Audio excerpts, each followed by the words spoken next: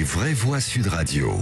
Une thématique qui n'est pas si éloignée que ça. Nous allons revenir sur les propos de la candidate socialiste aux élections régionales en Île-de-France, Audrey Pulvar, la journaliste que vous avez sans doute connue sur les écrans pendant très longtemps, qui a tenu des propos sur le débat du moment, un des débats en tout cas à gauche du moment, les réunions en non-mixité. On l'écoute. Faire les réunions réservées à que les réunions interdites à.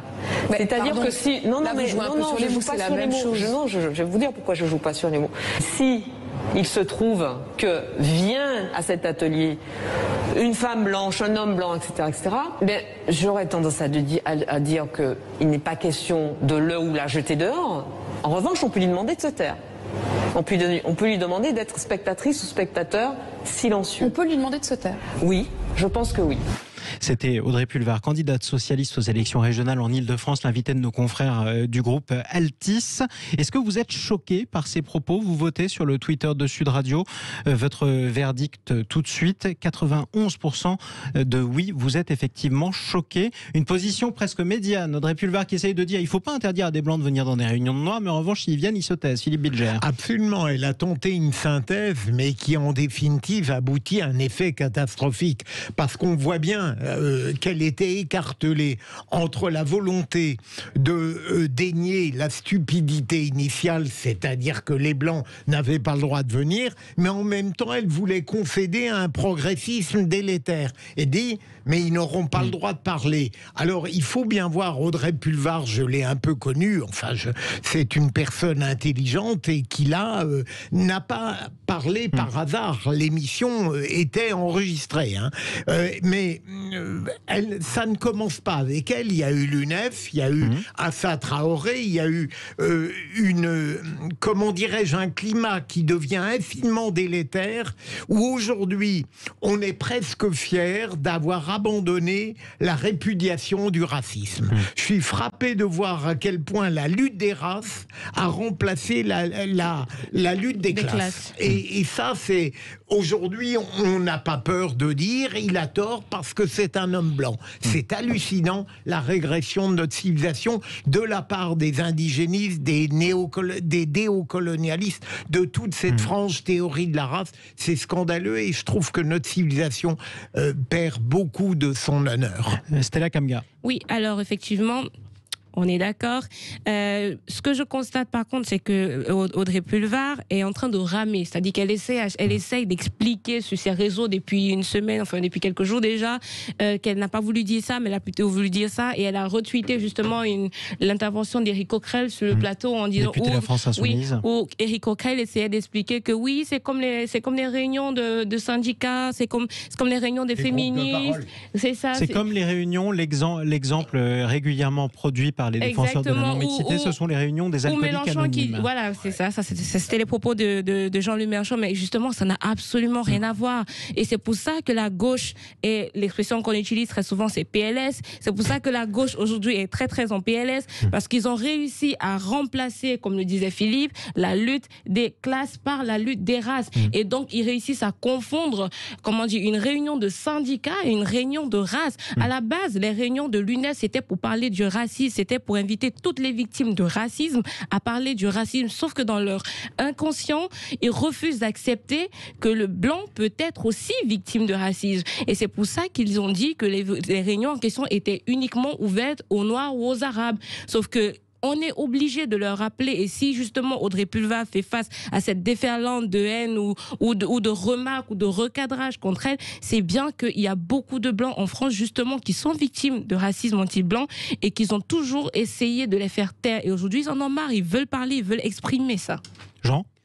Oui, non, c'est vrai que c'est très très triste d'entendre de tels propos dans la bouche d'Audrey Pulvar. Alors pour une fois quand même, là on peut, je trouve, saluer la réaction d'Olivier Faure, le patron du Parti Socialiste, qui a eu vraiment des propos admirables, je trouve, qui rappellent justement que la France ne fait pas de statistiques ethniques. La notion de race, elle n'existe pas en France, ça fait partie de la noblesse de notre République.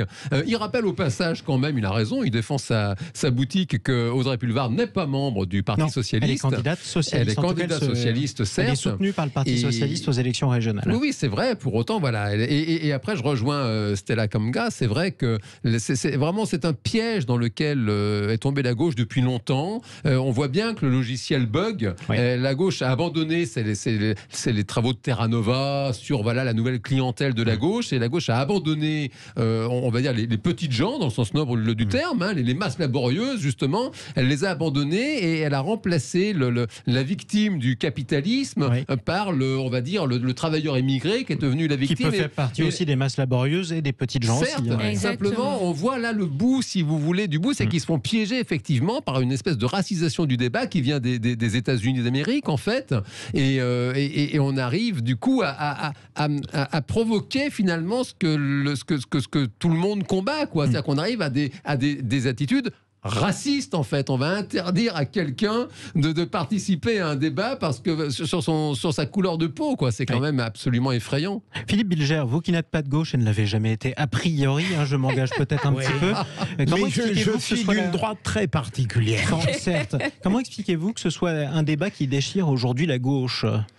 Mais parce que, comment dirais-je, il reste encore à gauche une gauche qui considère que le genre humain est fondamental et que, en effet, l'universalité a du sens. Et de l'autre côté, il me semble qu'il y a une gauche qui est complètement gangrenée par l'idéologie, sous l'influence de courants que j'essayais d'évoquer tout à l'heure, qui sont non seulement pas honte d'afficher la race comme argumentation, mais qui s'en vantent. Il faut imaginer tout de même, dans la France d'aujourd'hui, ce que représente l'affirmation ostensible de la couleur de peau comme argument intellectuel. On s'est vanté durant des années, et heureusement, d'avoir chassé d'une certaine manière le racisme par la porte, mais ces mouvements-là le font rentrer par la fenêtre, et je trouve que c'est très très grave. Et on voit d'ailleurs qu'on est si peu habitué à ce type de débat en France qu'on emploie le mot race, alors qu'en fait en France, et d'ailleurs tous les scientifiques sont absolument d'accord, le terme de race est plus un concept sociologique qu'autre chose, parce qu'il n'existe pas à proprement parler de race humaine distinguant. Oui, non, on peut d'ailleurs revoir un film très drôle sur le sujet, Tout simplement noir, qui a été primé lors de la cérémonie des Césars, parce que c'est très drôle, justement, on voit, c'est mis en scène, à quel point, on a en France des personnes qui sont métisses, et donc on se demande, mais alors comment je fais finalement quand je suis métisse, ou est-ce que j'ai ma place, est-ce que j'ai pas ma place? Malheureusement, mon cher Jean, son propos a été moins intéressant que son film. Hein. Mais regardons le film, alors, justement. Voilà. Vous avez aimé le film, en tout cas, tout simplement. Mais bon, sauf évidemment la concession classique où on voit un noir frappé par la police. Ça, il fallait que ça vienne. Hein. Ça peut arriver aussi. Hein. C'est pas parce que vous n'êtes pas fan d'Assia Tooré qu'il ne faut pas le montrer dans un film. Oui, mais c'est de la démagogie. C'est-à-dire dans un film qui fait uniquement dans l'ironie intelligente, tout à coup, il veut nous montrer qu'il n'oublie pas, n'est-ce pas? Chacun peut se faire son avis en regardant le film. Exactement. Le film de Jean-Pascal Zadi, Tout simplement noir, que vous pouvez retrouver probablement sur Internet, acheté en DVD justement, ou à la réouverture un jour, on l'espère, des salles de cinéma. Êtes-vous choqué par les propos d'Audrey Pulvar sur les réunions en non-mixité? Vous répondez oui à 90% d'entre vous sur le Twitter de Sud Radio. La suite des Vraies Voix Sud Radio, le moment préféré ou pas, ou redouté de Philippe Bilger notamment. Il s'agit des rois de l'info. Vous retrouvez Esteban Rania, c'est dans quelques instants sur Sud Radio.